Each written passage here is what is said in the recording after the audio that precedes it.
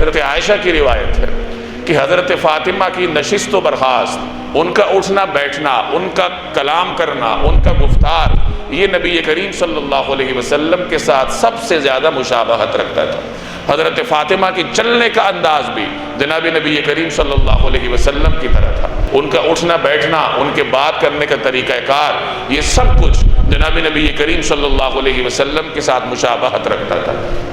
آپ کے نواسے حضرت حسن، یہ نبی کریم صلی اللہ علیہ وسلم کے ساتھ اپنی شکل و صورت میں بہت زیادہ مشابہت رکھتے تھے۔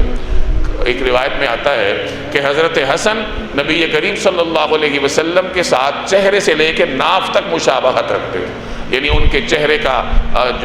چہرے کے جو نقوش تھے، ان کی سینے کی بناوٹ تھی، ان کے ہاتھوں کی بناوٹ ہے، یہ اللہ تبارک و تعالیٰ نے ان کے نانا نبی کریم صلی اللہ علیہ وسلم کی طرح رکھی تھی۔ اور سیدنا حسین رضی اللہ تعالیٰ عنہ، یہ نبی کریم صلی اللہ علیہ وسلم کے ساتھ ناف سے لے کر پاؤں تک مشابہت رکھتے تھے، یعنی ان کے جسم کا جو نچلا دھڑ تھا، ان کے چلنے کا طریقہ کار ہے، ان کے پاؤں کی بناوٹ ہے، ساخت ہے، یہ جناب نبی کریم صلی اللہ علیہ وسلم کے ساتھ مشابہت رکھتی۔ گویا کہ اللہ نے نبی کریم صلی اللہ علیہ وسلم کے حلیہ مبارکہ کو آپ کے ان دو لاڈلے نواسوں میں تقسیم کر دیا تھا، اور آپ کے اوصاف بھی اللہ نے اسی طریقے سے آپ کے اہل بیت میں منتقل کیے تھے۔ یہ تو آپ کے نواسے ہیں، آپ کی بیٹی ہے،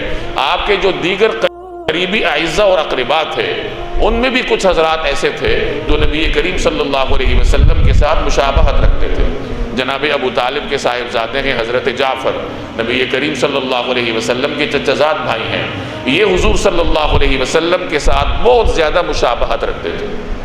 آپ کے ایک اور چچا تھے جناب حارث، ان کے بیٹے تھے ابو سفیان، جو کہ فتح مکہ کے بعد جا کے مسلمان ہوئے تھے، یا فتح مکہ کے سفر کے دوران اسلام لائے تھے۔ تو ان کے بارے میں آتا ہے کہ یہ بھی نبی کریم صلی اللہ علیہ وسلم کے ساتھ بہت زیادہ مشابہت رکھتے تھے۔ تو آپ کی اولاد شریف ہے، آپ کے قریبی اعزہ اور اقربا ہیں، آپ کے اہل بیت ہیں، یہ اپنے حلیے میں نبی کریم صلی اللہ علیہ وسلم کی حلیہ مبارکہ کے ساتھ مشابہت رکھتے ہیں۔ اسی طرح آپ کے اوصاف بھی اللہ نے آپ کی اولاد میں منتقل کیے تھے۔ آپ کا ایک بنیادی وصف تھا بہادری، پیغمبر سے بڑھ کر کون بہادر ہو سکتا ہے؟ صحابہ کرام کہتے ہیں کہ جب جنگ کے میدان میں لڑائی خوب زوروں پر ہوتی تو سب سے محفوظ وہ تصور کیا جاتا تھا جو نبی کریم صلی اللہ علیہ وسلم کے قریب ہوتا، یعنی جنگ کے میدان میں جب جنگ زوروں پر ہوتی ہے تو آدمی پر گھبراہٹ طاری ہوتی ہے، اسے کوئی محفوظ سہارا چاہیے ہوتا ہے، تو ایسے موقع پر سب سے محفوظ سہارا صحابہ کرام کے لیے رسول اللہ صلی اللہ علیہ وسلم کی ذات مبارکہ تھی۔ بعض جنگ کے میدان میں ایسے بھی لمحات آئے جب کہ بہت کم لوگوں کے قدم اپنی جگہ برقرار رہے۔ احد کے موقع پہ جب ایک موقع ایسا آیا کہ دشمن کا انتہائی سخت دباؤ پڑا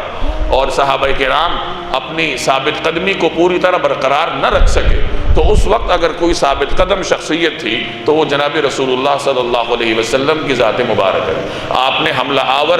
دشمن کے خونخوار دستے میں سے راستہ نکالا اور صحابہ کرام کو وہاں سے حفاظتی محفوظ مقام تک پہنچایا۔ غزوہ حنین کے موقع پر صحابہ کرام گزر رہے ہیں، پہاڑی درہ ہے، دونوں طرف پہاڑ کی چٹانیں، دشمن چھپا ہوا تھا، صحابہ کو نہیں معلوم تھا۔ اب جب صحابہ حنین کی وادی میں آئے تو دونوں طرف سے تیر برسنے لگے۔ اب یہ جو اچانک آزمائش آن پڑی تو انسان ہڑبڑا اٹھتا ہے، تو فطری طور پر صحابہ کرام کے قدم بھی برقرار نہ رکھ سکے۔ اس اچانک افتاد کی وجہ سے عارضی طور پر ثابت قدمی برقرار نہ رہی، تو اس نازک موقع پر بھی اگر کوئی شخصیت اپنی جگہ پر چٹان کی طرح قائم تھی تو وہ جناب رسول اللہ صلی اللہ علیہ وسلم تھے۔ اور پھر آپ نے صحابہ کو آواز دی اور لوگوں کو بلایا، اور اس کے بعد پھر دشمن پر حملہ کر کے ان کو پسپا کی۔ یہ رسول اللہ صلی اللہ علیہ وسلم کی بہادری تھی۔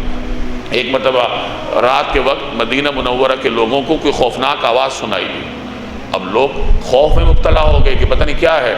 تو پتہ کرنے کے لیے نکلے کہ دیکھتے ہیں کہ کیا ہوا ہے۔ تو لوگ ابھی دیکھ ہی رہے تھے کہ اس طرف سے آواز آئی ہے، اب جانا چاہیے نہیں جانا چاہیے، کیا کرنا چاہیے، لوگ ابھی غور ہی کر رہے تھے کہ وہاں سے ایک سواری پر سوار کوئی آتا ہوا دکھائی دیا۔ جب قریب آئے تو وہ جناب نبی کریم صلی اللہ علیہ وسلم تھے جو گھوڑے کی ننگی پیٹھ پر سوار تھے، اور آپ نے صحابہ کو تسلی دی اور فرمایا کہ ڈرنے کی ضرورت نہیں۔ یعنی خوفناک آواز جب سنائی دی تو سب سے پہلے اس کو معلوم کرنے کے لیے نبی کریم صلی اللہ علیہ وسلم تنہا تشریف لے گئے۔ آپ کی یہی بہادری کی صفت اللہ نے آپ کی اولاد میں منتقل کی تھی، آپ کے اہل بیت نے منتقل کی تھی۔ حضرت علی کی بہادری کے قصوں سے آپ واقف ہیں، حضرت حمزہ کی بہادری کے قصے بھی آپ نے سنے ہیں کہ احد کے موقع پہ جس طرف حمزہ رخ کرتے تو دشمن کی صفوں میں ایک دراڑ پڑ جاتی، شگاف پڑ جاتا، کسی کی ہمت نہیں تھی کہ حمزہ کا مقابلہ کرے جنہیں نبی کریم صلی اللہ علیہ وسلم کی بارگاہ سے شیر خدا اسد اللہ کا لقب ملا تھا، تو کوئی ان کا سامنا کرنے کے لیے تیار نہیں تھا۔ دشمن نے ان کو شہید بھی کیا تو چھپ کر وار کر کے کیا، کسی اوٹ کے پیچھے سے ان کے اوپر نیزہ مارا گیا، اس طریقے سے دشمن ان کو شہید کرنے میں کامیاب ہوا، ورنہ سامنا کرنے کی کسی میں جرت نہیں تھی۔